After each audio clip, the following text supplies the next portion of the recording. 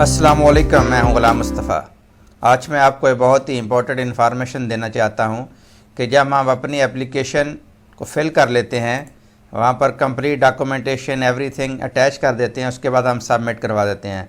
जब सबमिट करवा देते हैं तो उसके बाद हमारी जो एप्लीकेशन है यानी कि सऊदी इंजीनियरिंग काउंसिल के लिए, तो वो वेरिफिकेशन स्टेज पे चली जाती है। तो कुछ लोगों की टेम्परेरी होती है और उसको वो परमानेंट में कन्वर्ट करते हैं। तो वेरिफिकेशन में टाइम लगता है, 1 महीना 2 महीने, तो पता नहीं चलता क्या स्टेटस है। तो आप बहुत दफ़ा इनको कॉल भी करते हैं लेकिन कोई आंसर प्रॉपर नहीं मिलता। तो मैं आज आपको एक शॉर्टकट बताता हूँ, अपनी जो आपकी वेरिफिकेशन स्टेटस है वो कैसे चेक कर सकते हैं। इसके लिए बहुत ही आसान एक तरीका है। तो इसके लिए आपने क्या करना, आपको एक वेबसाइट है, वो उसका लिंक आपको मेरी डिस्क्रिप्शन से मिल जाएगा। ये इनकी वेबसाइट है एक ऑप्टिमम वेरिफिकेशन के नाम से। ये वेबसाइट का लिंक आपको मेरी डिस्क्रिप्शन से मिल जाएगा।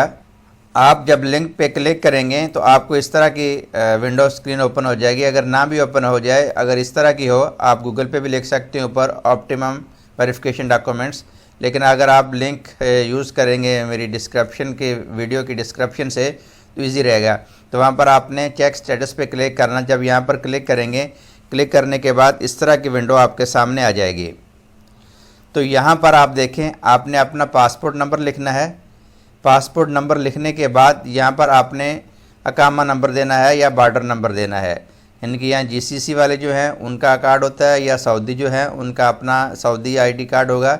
लेकिन जो रेजिडेंट हैं यानी कि जिनका अकामा होल्डर है, तो वहाँ पर आपने अकामा नंबर देना है या बॉर्डर नंबर देना है। उसके बाद आपने सर्च पे क्लिक कर देना है।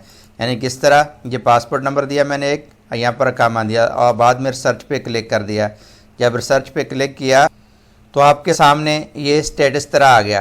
ये देखें, यहाँ पर ये 3 चीज़ें लिखी आएंगी। यहाँ पर ये जो है इसमें लिखा हुआ है कि ये रिक्वेस्ट नंबर थी, ये क्लोज़ हो चुकी है। ये नेशनैलिटी है, रीजन एजुकेशन पाकिस्तान में की थी इसने, नेशनैलिटी पाकिस्तान में की थी, और इसका जो रेजिडेंट रिक्वेस्ट टाइप था वो फ़नी था।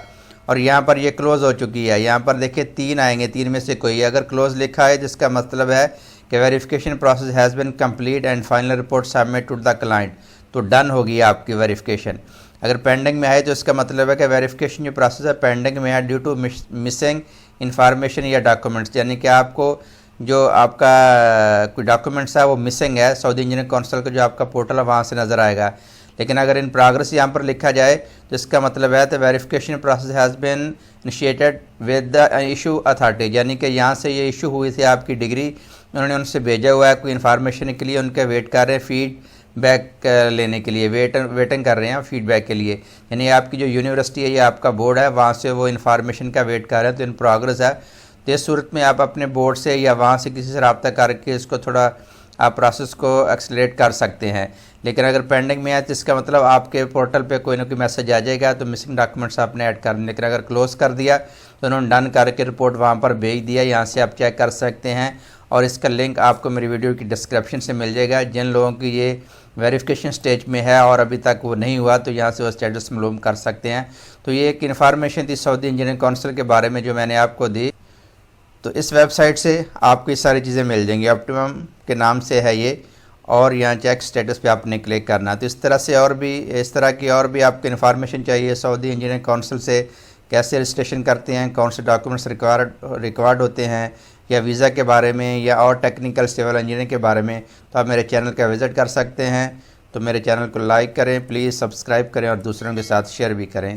Thank you so much.